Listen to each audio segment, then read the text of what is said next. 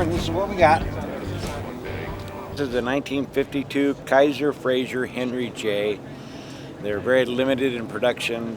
There's maybe 20 or so that I know of in Northern California, and mine's the only one I've seen on the street.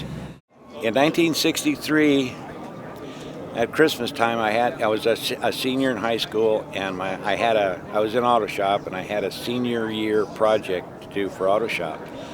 So a friend of mine had a Henry J, and I really liked the look of the car, and it was different. So I got that for Christmas. My dad bought it for me for $25. I put a J2 Oldsmobile in that. That's a tri-power V8 Oldsmobile. And I couldn't get it insured because my insurance man just looked at me and said, Are you kidding me? How long have you been driving, Kent? And I said, about 18 months. And he says, you expect me to put you on the street with that car, built in an auto shop? So my mom says, if you can't get it insured, you can't drive it, so you gotta get rid of it.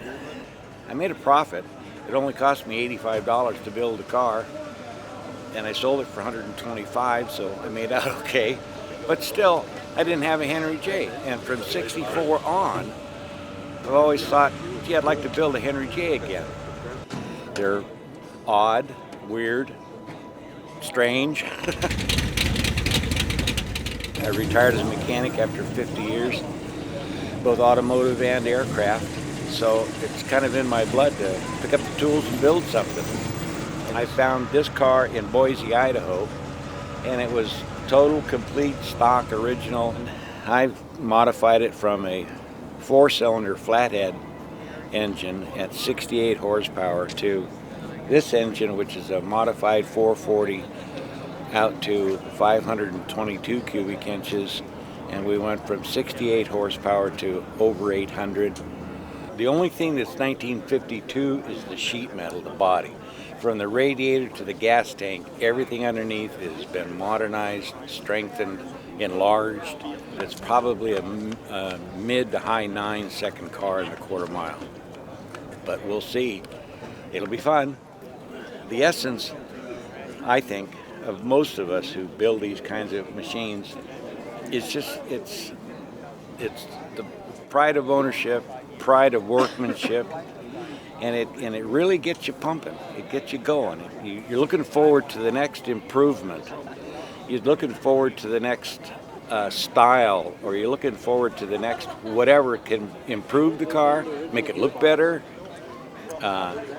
make it beat the guy next to you. And it gets your juices going. I'm going to be 73 in January, and I feel like when I'm in this car, I feel like I'm 20. And it doesn't go away for hours after I've driven it. I put it in the garage and sit on the couch and go, wow, that was cool. And especially when I blow the doors off some of these wannabe rice burner hot rodders. I say to myself, when I'm sitting in my garage, I got my tunes going, I got a smoke going, I got a cold beer in my hand, and I'll sit and look at this thing and think about it for 6-7 hours. Just imagining going through the process of building the car, what it is now, what it can be. You're always thinking about new things to do or something to change or make better. And when you accomplish that, the thrill goes up. You just say, wow, I really like that. I did that. I see a lot of so-called technicians coming out of these schools. I've worked with a couple of them. They don't know their ass from a hot rock. Back in my day, if you needed a generator, you took the owner's generator off, rebuilt it, put it back on the car.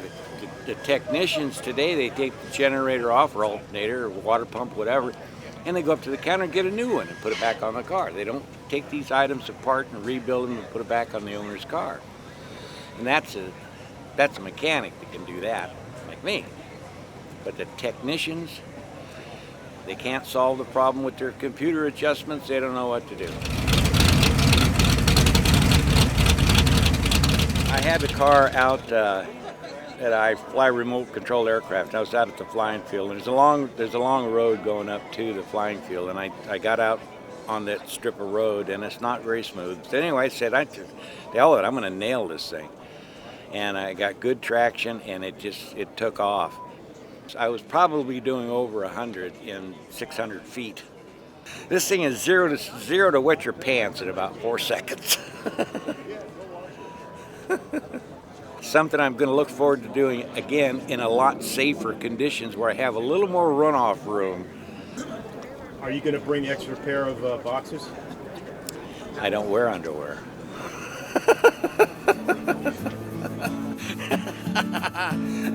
I'm strictly commando.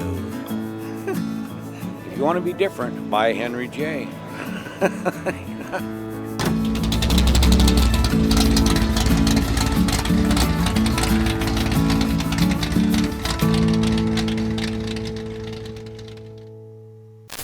I got jungle rot in my groin, and my underwear chafed. I don't own a pair of underwear. I haven't for 30 years. More like 50 years.